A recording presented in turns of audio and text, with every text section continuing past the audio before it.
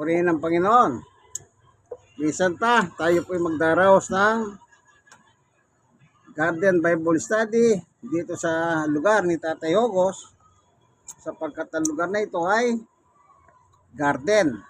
Okay?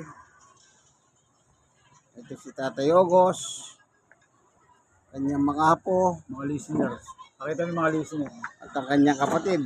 Yun po si brother, kapatid niya yan.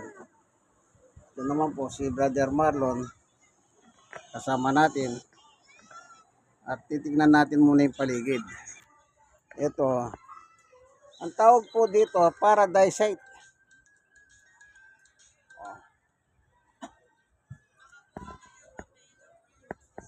Kada Sabado po, meron kaming sinasagawang Bible study rito sa pamumuno ni Tatay Hogos.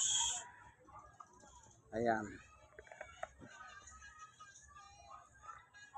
Ito po yung medyo makulimlim ngayon. Ibig sabihin, nagbabadya ang ulan. Presko. Kanya lang, walang hangin eh. Tuwing Sabado ng hapon, tama-tama, alas 4 na.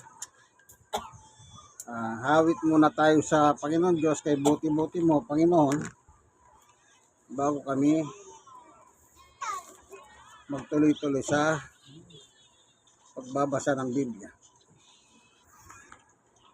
Buti-buti mo, Panginoon, sa lahat ng oras, sa bawat araw, ika'y naging tapat kung magmahal, iyong kaway walang hanggan.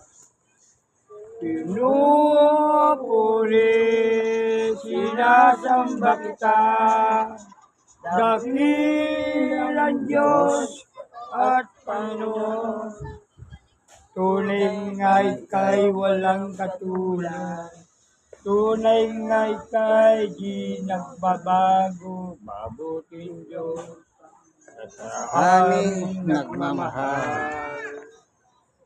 Ay buti-buti mo, Panginoon, sa lahat ng oras, sa bawat araw, kay laging tapat kung magmahal, yung kaway pa walang hanggan.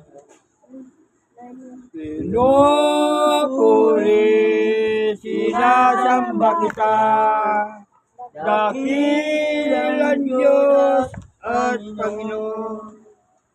Tunay nga ika'y walang katulad, tunay nga ika'y di nagbabago, mabuting Diyos na sa amin nagmamahal. Mabuting Diyos na sa amin nagmamahal. Purihin ka, Panginoon, minsan pinagkakatiwala po namin sa iyo ang aming pagbubulay ng iyong salita.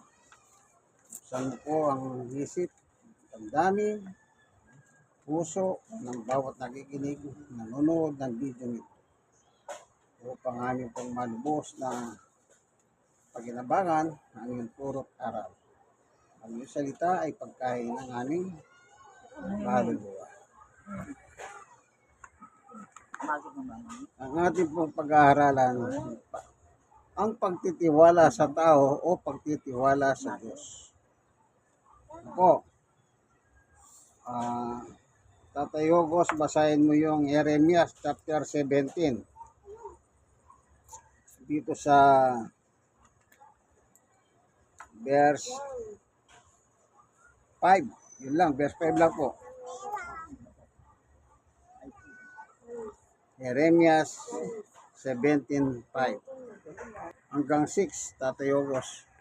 Ayan. Basa na po. Sinabi ni Yahweh, susunduin ko ang sino man matalikod sa akin at nagtitiwala sa kanyang kapwan tao, sa lakas ng mga taong may hangganan ng buhay. Katulad niya halaman tumutubo sa disyerto, sa lupain tuyo at maalam.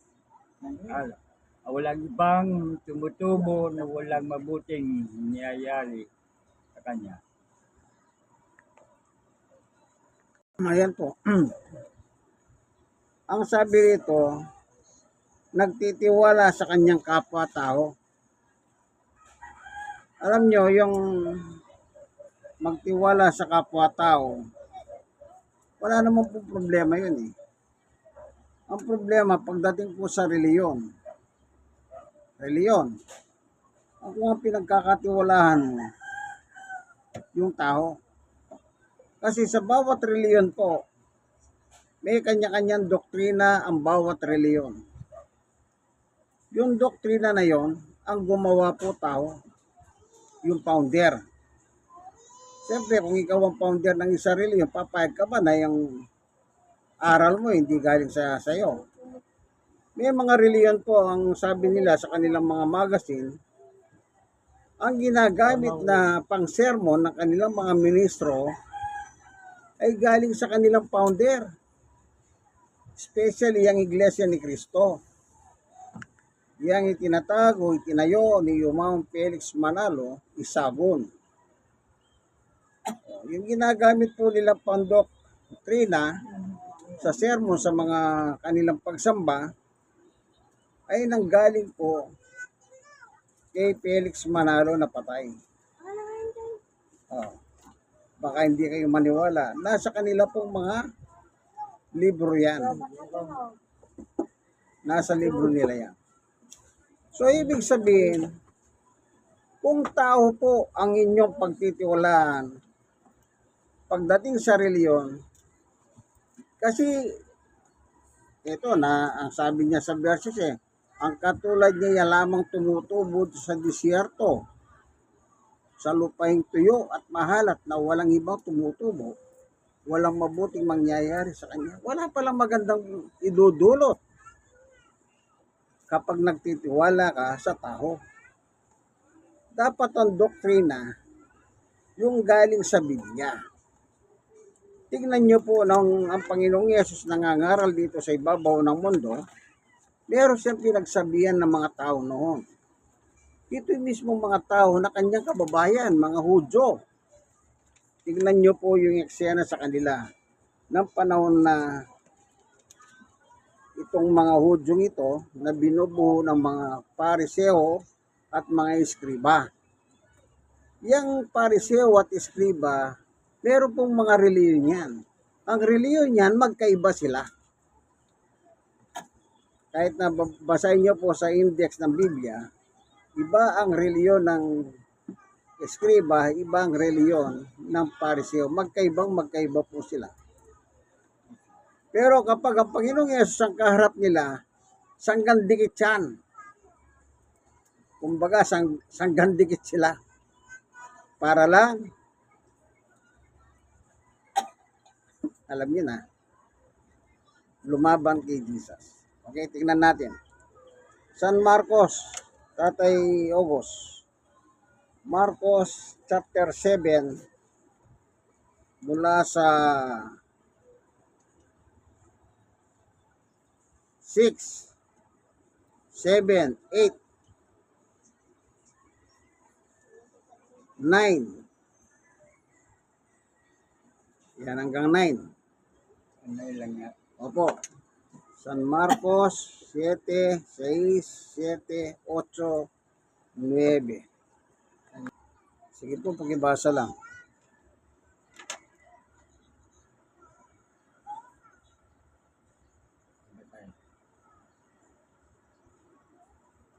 Babasahin po. Sige tayo, Kos. Sinagot sila ni Jesus, mga mapagwari, tama nga ang sinasabi ni Isaiah ang tungkol sa inyo ng kanyang isulat. Ang paggalang sa akin ang bayan nito ay pangkunwari lamang, kapagkat ito'y sa bibig na hindi sa pusong bubukal. walang kabuluhan ang kanilang pagsamba sapagkat pinuturo nilang galing sa Diyos ang kanilang mga utos. Binabaliwalaan nyo ang utos ng Diyos at ang sinunod nyo mga tradisyon ng tao. Sinabi pa ni Jesus, ang gagaling nyo para lamang sumasunod yung mga tradisyon. Pinapawalang bisa nyo ang utos ng Diyos. Amen. Ayan. Sa panahon ng Panginoong Yesus, meron siyang mga kausap ng mga Hudyo, Pariseo at Saduseo. Anong sabi nila? Ginagamit nila yung pangalan ng Diyos. Sabi nila galing sa Diyos ang turo nila. Pero hindi. Galing sa tao, sa tradisyon. Kaya sabi ni Jesus, ang gagaling ninyo. Tinawag pa silang magagaling. Kasi po yung scribe, sila po yung mga magaling sa kautusan noon ni Moises. Walang ginawa yun kundi magpaliwanag sa mga templo nila, sinagoga, na magkasulatan. Kaya sabi niya, ang gagaling ninyo. Pero ang problema lang po, ang kanilang iniisis, yung tradisyon na tinatawag nilang utos daw ng Diyos yun. Hindi utos ng Diyos ang tradisyon. Kasi kung utos, bakit pa sila nagtatalo ni Jesus? Bakit pa nila dinidebate ang ating Panginoong Yesus? Ngayon, ito yung halimbawa. Para maintindihan natin, nagbigay siya ng halimbawa. Alam niyo po ba kung anong halimbawa? O Tatay Ogos, basahin mo yung verse 10. Ituloy mo sa 10 hanggang 13. Ito yung halimbawa ni Jesus patungkol sa mga tradisyon ng mga tao. Para maintindihan natin, ano yung tradisyon na yan? Yan, babasahin ni Tatay Ogos. Mula sa verse 10 hanggang 13. Sige tayo, boss.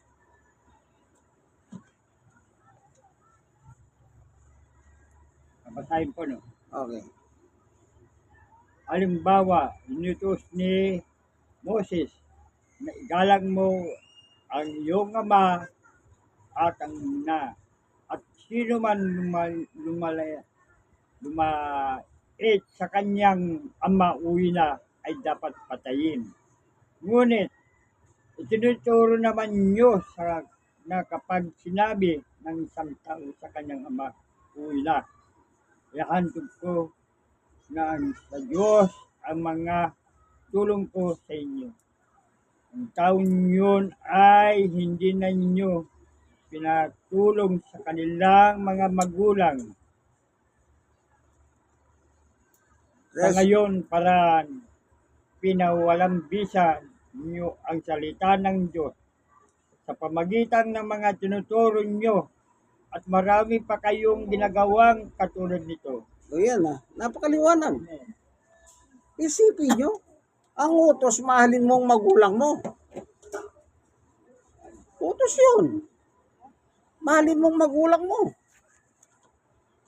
Pagkatapos, pag nagsimba ka, o tatay, nanay, wala na akong may tutulong sa iyo, binigay ko na sa simbahan. Tradisyon yan. Paano yung utos ng Diyos, mahalin mong magulang mo? Halimbawa, yung tatay mo, yung nanay mo, may sakit, hindi mo na sila tutulungan. Kung wala silang pagkain, hindi mo na sila tutulungan. Paano niya salitang, mahalin mo kapwa mo, gaya ng pag-ibig mo sa iyong sarili? Kung ayaw mo mangyari sa iyo, huwag mong gagawin sa kapwa mo. Ang ginagawa ng tao, inaalis yung utos ng Diyos, ang ipinapalit po nila, yung kanilang mga tradisyon. Ibig sabihin ng tradisyon, salit-saling sabi ng tao. Yan ang tradisyon. Yun ang gusto nilang ipatupad. Tapos sasabihin pa nila, itong utos namin ay mula pa sa Diyos. Pati Diyos ginagamit. Paano yung mga utos ng Diyos? Mahalin mo magulang mo. Isipin nyo, hindi po marapat yung ganong. Kaya sabi niya, mga paimbabaw kayo. Mga paimbabaw kayo. O, tignan nga natin, dapat ba nating mahalin ang mga magulang natin, kaibigan? Opo. Ito nakalagay sa Biblia. O. Dapat pang mahalin ang mga magulang mo.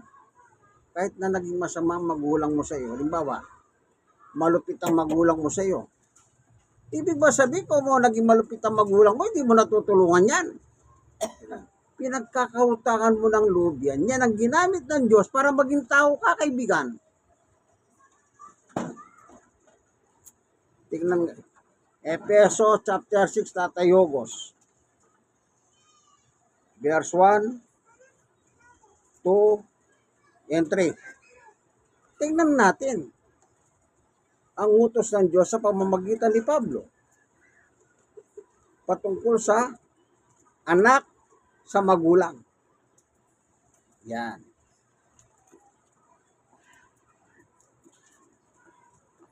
O basan niyo po. Mga anak, sundin niyo ang iyong mga magulang alang-alang sa Panginoon. Sapagkat ito ang nararapat. Igalang mo ang iyong ama at ina. Ito ang unang utos na may kalakip na pangako. Magiging maganda at hahaba ang iyong buhay sa lupa. Amen. Yun. O. Bilang anak, anong tungkulin mo? Natural. Kung ayaw mo mangyari sa iyo, huwag mong gawin sa iba. Diba sinasabi, ayan kasi noon wala kang pagtingin sa iyong magulang. Ito ngayon, binabaliwala ka rin ng iyong mga anak. Di ba masakit yun? Kaya dapat, kahit naging malupit po yung magulang, may malupit talagang magulang. May mga tatay na masyadong magahan ng kamay. Konting salita lang, palo dito, palo doon. Ganon din sa mga nanay, may pagkamasungit. Bakit? Pagka ganon ba, hindi na ninyo tutulungan? Utos ng Diyos yan. Kung hindi sa mga magulang nyo, hindi kayo naging tao. Kaya itong mga sinasabi ni Jesus sa kanyang mga katunggalinon, mga kababayan niya, mga eskriba, pariseo, ang gagaling ninyo. Magaling talaga sila. Pagdating sa kautusan, pagdating sa pagbabasa ng kasulatan sa kanila sinagoga. Pinipilit nila yung gusto nila. Tapos ginagawa pang kasangkapan ng Diyos. Utos ng Diyos ito. Halimbawa, nagsimba ka, nag-offering ka sa simbahan. Pag uwi mo, walang pagkain ng magulang mo. Sasabihin mo, wala na akong may tutulong sa inyo. Binigay ko na sa simbahan. Sa tingin mo ba, kung nagbigay ka sa simbahan, hindi mo tutulungan ng magulang mo, masaya ang Diyos para sa iyo, kaibigan?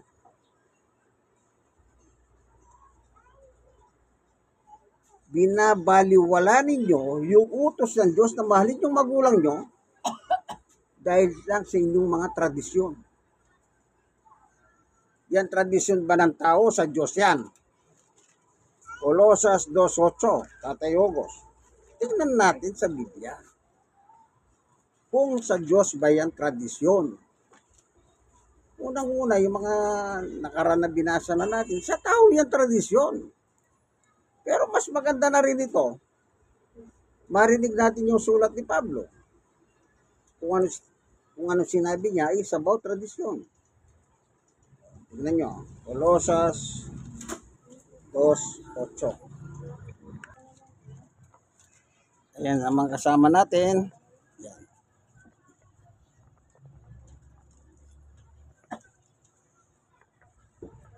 Sa ating panghapon na Bible study rito sa barangay 128. Yan, 128 po ito. Zone 10, District 1, Balot, Tondo, Manila. Yan. Tondo po. Ano sabi nila sa Tondo? Tondo man, may langit din. Dito na kayo tumira sa Tondo. At least may langit. Nung araw po, nung nandun po ko sa Bataan, Maribeles, may langit din.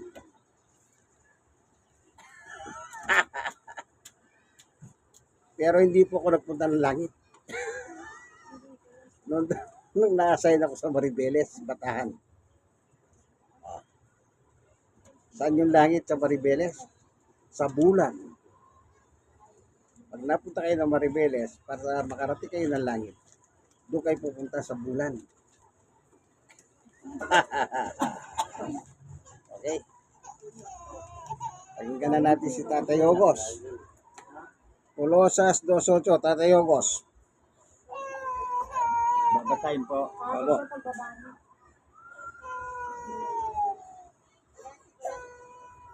Mag-ingat kayo upang hindi kayo mabihag ninuman sa pamagitan ng walang kabuluhan, karunungan at pandaray na ayon sa mga tradisyon ng mga tao at mga alituntunin ng mundong ito. At ang mga ito ay hindi ayon kay Kristo. Oh. Liwanag. Yan tradisyon, yung turo ng tao. Hindi ayon kay Kristo. Oh.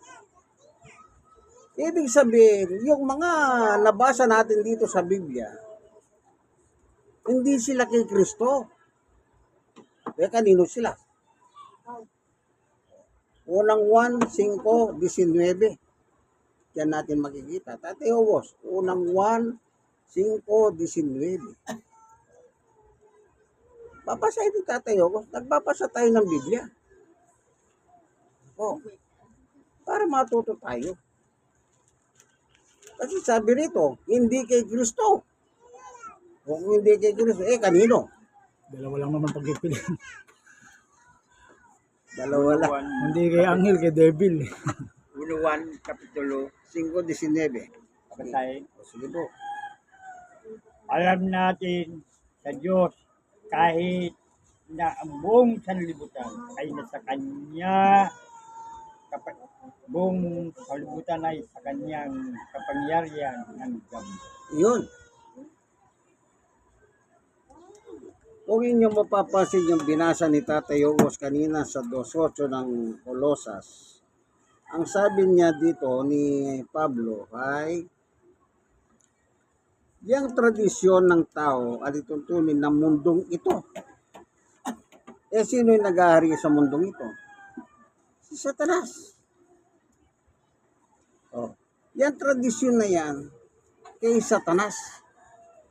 Kasi utos ng tao. May liligtas ka ba ng utos ng tao? Hindi po. Sa panahon nga ni Moises, meron din sinabi si Pablo dyan. Ito, meron pa tayong babasahin. Gawa 13, Tatay Ogos. Tingnan nyo po sa panahon ni Moises. Anong sabi ni Pablo? Isipin nyo ang layo ng diferensya, yung panahon si Moises. Pero nagsalita si Pablo about Moises. O anong sabi niya rito? Sa Gawa 13, ang nakalagay ay Gawa 13:38 at saka 39. Isipin nyo panahon ni Moises ang pinangangaral ni Pablo. Isipin nyo. Kaya si Pablo po apostol. Ministro ni Kristo. Bakit alam ni Pablo yung nangyari kay Moises? Samantalang first story kay Moises Si Moises sa sumulat ng 5 aklat ng Lumang Tipan. Sipin nyo Bakit nasulat ni Moises yung libro ng limang tipan? Ay 5 libro ng lumang tipan. Yung Genesis, ganon. Samantalang hindi pa siya tao. Bakit niya naisulat? Kasi lingkod siya ng Diyos. Eh bakit alam ni Pablo? Lingkod ng Diyos si Pablo. Ibig sabihin, yung Espiritu noon, dumadaloy hanggang kay Pablo. Tingnan nyo yung paliwanag ni Pablo sa kanyang sulat. Nakita mo, Tatay Ogos? Gawa 13, 38, 10, 39. 30, Ako. Oh. 39. Oh.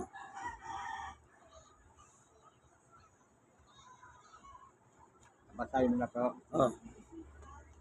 Dapat niyo malaman, mga kapatid, na sa pamagitan ni Jesus ay pinangaral sa inyo ang kapatawaran ng mga kasalanan.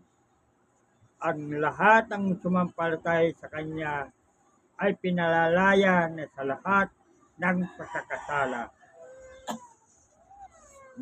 Na mula sa mga ito, hindi na kayo kayang palayain ng kautusan ni Moses. Amen. Oh. Isipin nyo, panahon pa ni Moises sa kinukwento ni Pablo. Oh. Hindi tayo mapapalaya ng kautusan. Kahit yung kautusan ni Moises. Yung tradisyon. Dahil yung mga tradisyon, sa panahon ni Moises yan. Sino nagsabi niya? Si Pablo. Salamat, may Pablo ang ginamit ang Diyos. Eh paano kung walang Pablo ang ginamit ang Diyos? Paano tayo, tayong mga Pilipino? Oh. Alam nyo ba nung itsura ni Pablo? Pandak. Luwang mata. Kalbo. Kung makikita mo si Pablo na ganyan ang itsura, maniniwala ka kaya? Hindi ka maniniwala, lalo na kung may itsura ka. Yung nga po, ginamit siya ng Diyos upang madala ng mabuting balita sa ating mga panahon. Hanggang sa panahon natin. Ang pananampalataya natin kay Jesus, ano man ang lahi mo, kaibigan, mahirap man, mayaman ka. Walang pinag-uusapang estado mo dito sa buhay. Hindi rin pinag-uusapan dito yung reliyon mo. Yung iba kasi, pagka may reliyon, akala mo, Buddha ng galing eh. Yang reliyon po, maganda kung ang turo niyan ay nasa Biblia. Pero ang reliyon mo, kaya lagi ko po sinasabi, yung mga iba, mamili kayong simbahan kung saan, pero siguraduhin ninyo, yung simbahan ninyong mapuntahan, ang tinuturo yung nasa Biblia. Hindi yung doktrina ng founder ninyo. Yan ang nakakatakot, kaibigan. Dito walang personalan dito. Huwag tayong magpaloko. Lagi ko pang tinuturo, magbasa kayo ng Biblia. Ako namibigay ako ng Biblia. Kahit bibili ako ng Biblia, para lang pamigay. Ginagawa ko yan. Para lang, alam nyo, marami naman mga Biblia. Mumuhay lang naman talaga. Why not? Ginagawa ko na nung pa yan. Purihin ng Panginoon. Nagustuhan ko matuto ang tao sa Biblia. Amen. Salamat, Panginoon Diyos, sa iyong pagtuturo sa amin ng kaligtasan ay hindi sa mga tradisyon ng tao, kundi sa utos ng ating Panginoon. Salamat po. I-bless mo po ngayon ang bawat isa na narito sa aming Bible study. Sa ngalan ni Jesus. Amen. Ito po ang inyong kaibigan kay Jesus, Brother Armando Bautista. Dito po tayo sa pamilya ni Tatay Ogos. Ayan sila. Nanay Claring. Dahil sila po yung naging bunga. Yan.